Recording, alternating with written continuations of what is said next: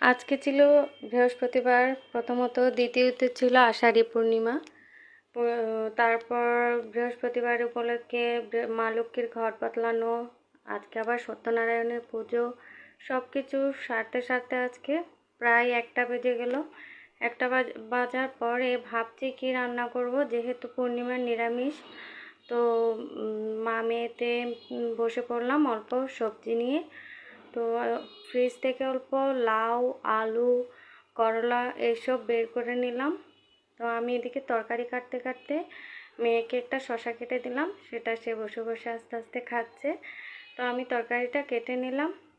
তো চিন্তা করছিলাম যে কি করব, সবজি রান্না করব নাকি অন্য কিছু করব, এটা ভাবতে ভাবতে তরকারিটা আমি সবজির আকারেই কেটে নিলাম।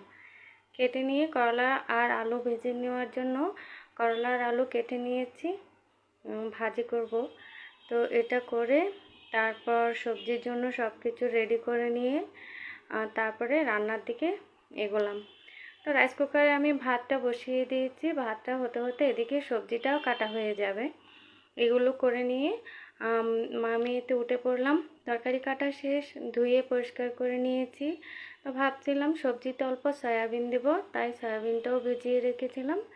সয়াবিনটাও মানে ভালো করে ধুয়ে নেওয়া হয়ে গেছে। তারপর এদিকে করলা আর আলুটা ভেজে নিলাম। তো এদিকে আবার সবজির জন্য কয়েকটা কাঁচামরিচ তেঁতলে নিচ্ছি।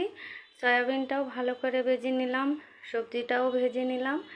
তো সব কিছু ভেজে নেওয়ার পরে আর মশলাটা কষিয়ে সবজিটা তুলে দিয়েছি।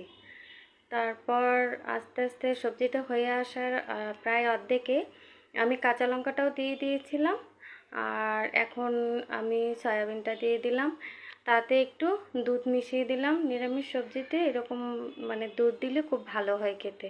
তো আমার রেডি রান্না আজকের নিরামিষ রেসিপি।